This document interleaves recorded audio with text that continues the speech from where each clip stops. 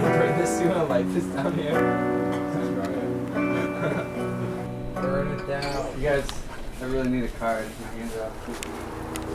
I broke down this. Where's the activity? Yeah!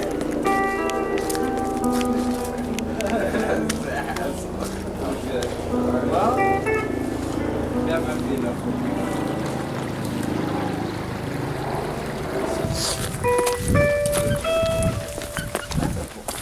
That's a toothpick of a blunt, but it'll do.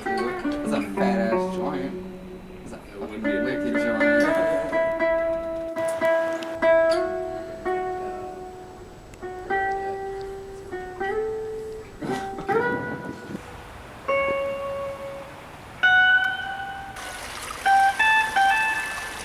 It's been months since I rolled a blunt.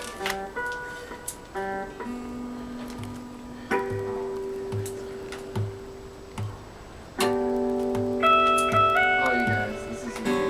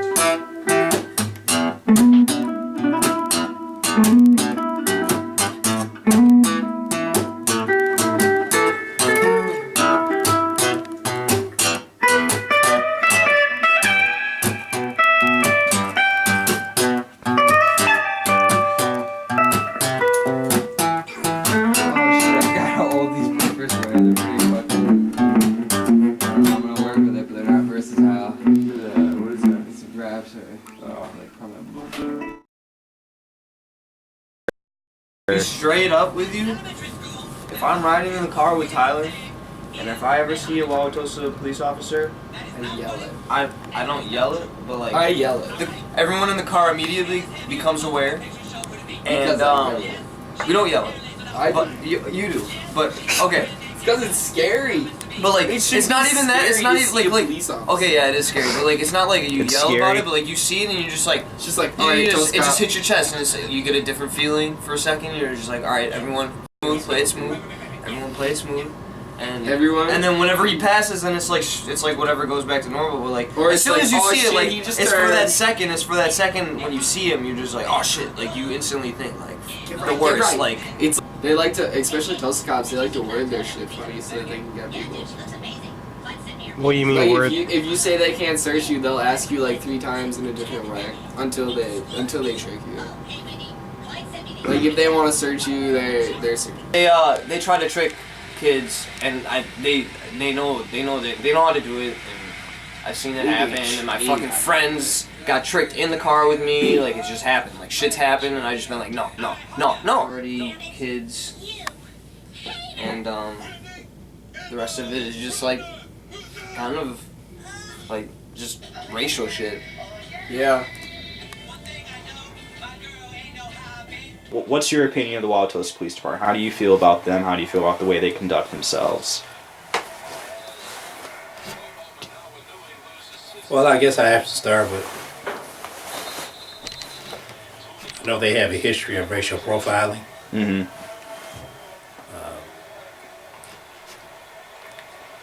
That's been no secret with the Wauwatosa Police Department within the past 20, 25 years. They have had numerous discrimination lawsuits brought against them by various people, mostly people of color, mostly young black males or the families of young black males.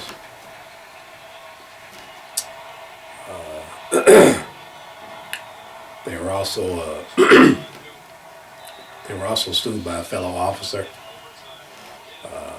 a black officer, African American officer. At the time, what the situation was they had a Martin Luther King Day party, and I guess there was a lot of literature passing around amongst the white officers, not only from the rank and file officers themselves, patrol officers, but also through the chain of command, from the police chief to the lieutenants to the captains to the sergeants. There was literature passed around. Few of the individuals showed up in costumes depicting black people, showed up in blackface. They painted their faces black. Yes, showed up in blackface. At the time, a couple of them came, showed up to the party, and they were wearing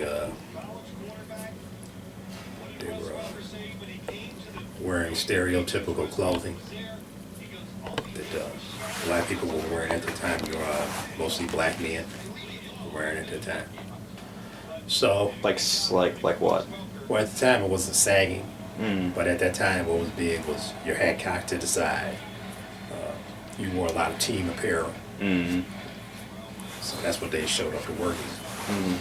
Some of them showed up in some African garb, some dashikis, so on and so forth. So,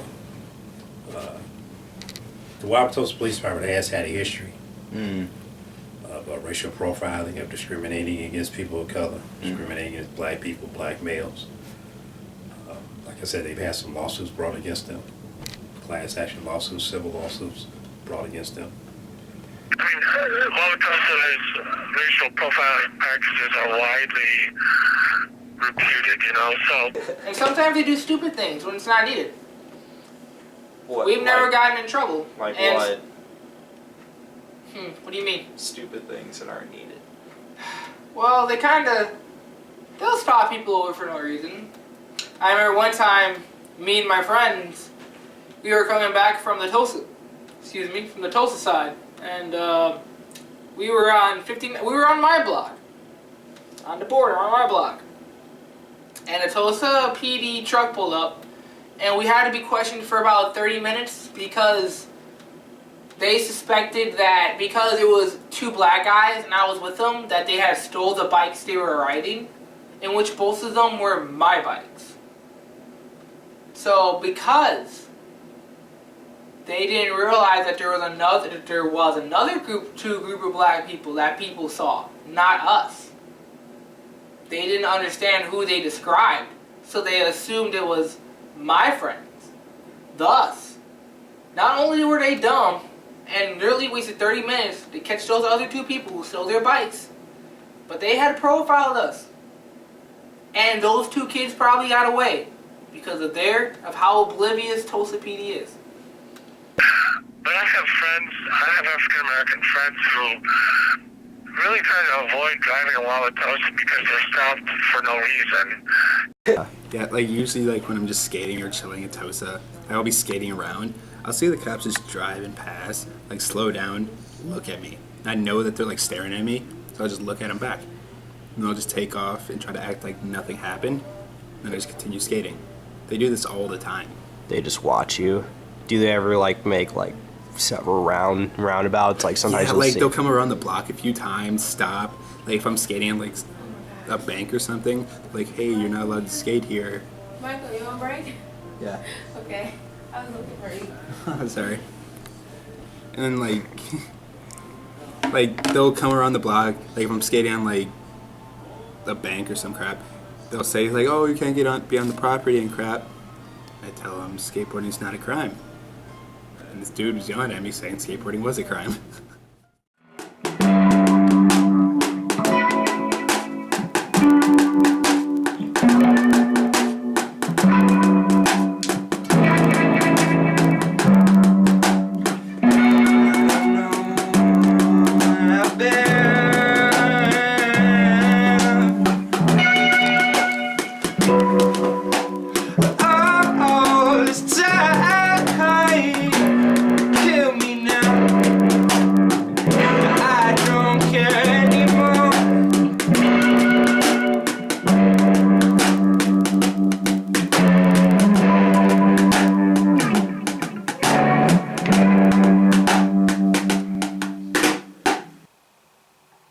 personal experience with the Wauwatosa Police Department, I've only had 2 incidences with the Wauwatosa Police Department. Yeah, Both of watch the table because it's Okay. shake. Yeah. Both of them, neither one was a pleasant encounter with them. The first one was a traffic stop. It was probably maybe 20 years ago. Just riding down the neighborhood. It was at night, of course. I believe I was coming home from being out on that particular evening. I was pulled over, asked for my driver's license, gave my driver's license. Of course, a warrant check was done. They came back. I wasn't wanted for anything. I was just given the third degree. I was asked where I lived, my birth date, which are normal questions, where I worked. The birthday question didn't bother me. The residence question didn't bother me. What I did question was where I was employed. Because first of all, that's none of their business. That has nothing to do with anything, whether it's a criminal activity or not. Secondly, I felt that as a black man, they wanted to know if I was working, or if I was unemployed. So, of course, I told them I was employed, where I was working. My second encounter with them was about 1.5 years ago. Yeah, about 18 months ago. It was in the summertime. And where I live, I would walk. I would take a walk every night. It was just a circle I would do. It's probably a 1.5 mile, 2 mile circle, walk total. So this particular night I was walking, I was on Ruby. I was heading eastbound on Ruby, it ends in a cul-de-sac. So I made it all the way to the end of the cul-de-sac, made the turn like I always do. And I was coming back westbound and an unmarked squad car was approaching me. I knew it was an unmarked squad car. First of all, I know how police vehicles look. So as the vehicle was approaching, I noticed that there was just one officer in the driver's seat. And so he took his headlamp and he shined it on me. And once he shined his headlamp on me, I knew something was up right away. You know, he's going to stop me and ask me whatever. So he gets out the car, leaves his door open, gets out the car, asked me to stop. So I stopped. I made sure that he saw my hands because at night it was dark. It wasn't a very well lit cul-de-sac because there's no street lamps. So you just basically have the lights from his vehicle and the lights outside lighting on homes. So I politely asked him, I said, "Good evening, officer, how are you?" And I can't recall how he responded, if he said I'm okay or whatever. But he asked me, he said, "What are you doing in this area?" And so I asked him, I said, "Well, I just stay right over here." I gave him my address on Congress, and which was right around the corner. And I said, "I was just out for a walk." I said, "I walk every night. Helps me sleep," so on and so forth. And I said, he said, "Have you been in anybody's yard? Have you been in anybody's driveway?" I said, "No." I said, "No, I haven't." He said, "Well, I had a report that a person fitting your description had walked up in one of the driveways of one of the residences and was looking through mailboxes and had went up to the door and was shaking doorknobs." And I proceeded to let the officer know. I said, "Well, officer, you know, that may have happened, but if it did, it wasn't me." I said, "That may have happened before I came back eastbound from westbound Ruby. But I said, as far as I'm concerned," I said, "I haven't done anything like that." And he asked me, said, "Well, do you have any ID on?" And all I had on was a t-shirt, shorts, and all I had was my keys in my pocket. I said, "No, I don't have any identification on me." I said, "I'm out for a walk." I said, "I didn't feel I needed to take ID with me. You know, I leave my wallet and things at home when I take my walks." I said, "All I have is my key in my pocket." So I made the motion to go in my pocket. He said, I could tell that he was very uncomfortable with making that movement. I said, "Okay, fine." I said, "All I have in my pocket is my key." You know. He eventually let me go in my pocket and get my key. So I showed him my key, and he asked me my name. I gave him my name. It's my birth date. I gave him my birth date so he could do his check. So he gets back in the squad. He does his check. And I guess I must have been detained. Saying from start to finish, it was probably maybe 20, 25 minutes. Half hour at the most. Finally comes back. He says, have you ever been arrested? I said, yeah, I've been arrested. Sure I have. And he said, what were you arrested for? I said, I was arrested for possession of a firearm. And he said, how long ago was that? And I said, well, my son is 17.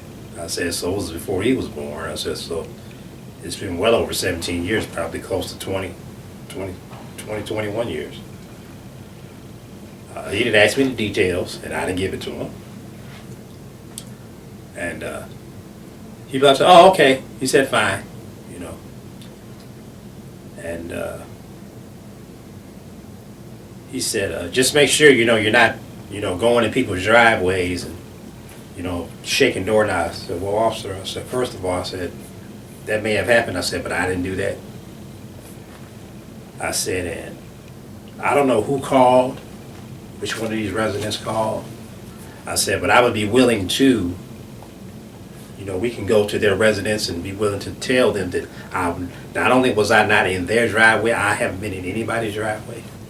First of all. So secondly, I said, also technically, I said, you could, between the hours of, and I gave him the hours, between dusk and probably as late as midnight, I said, you or any of your colleagues could stop me every night, walking the same route every night. I said, so as far as me being a stranger in this neighborhood, as far as me being somebody out of place in this neighborhood, I said, whoever you talk to, I said, they're telling you a damn lie. I said, first of all, they lied. The first lie was that I was in a driveway looking at mailboxes and shaking doorknobs, which I haven't done. I said, the second lie was that I've never seen this guy in the neighborhood before. I said, I know you asked that question. I said, because I've worked in the law enforcement field. I know what the protocol of questions are. I know what the protocol of questions are. I said, so I already know, without you even telling me, I already know that you asked him this question. Have you ever seen this gentleman in this area before? And quite naturally, whoever called told you no. Well, if they live in this area, and if they're that nosy, where they're looking out their window every time they see somebody walking up and down this cul-de-sac, I said, I know they've seen me before. They've had to have seen me before because they saw me tonight. This isn't the first night that person's seen me. I said, because again, I take the same route every night. I said, technically, you can stop me every night and question me about walking in this area, walking in this neighborhood. So our conversation went on for about another 5 or 6 minutes. I said, well, so I said, I just live right around the corner here. I said, I'm going to go on and go on by my way. I said, you have a good night. He said, you do the same. He said, I'm going to go up and talk to the homeowner that called. It's no problem. And I never looked back to see where he was going, anything. I went on home, and that was the end of that situation, that encounter with Tulsa Police Department.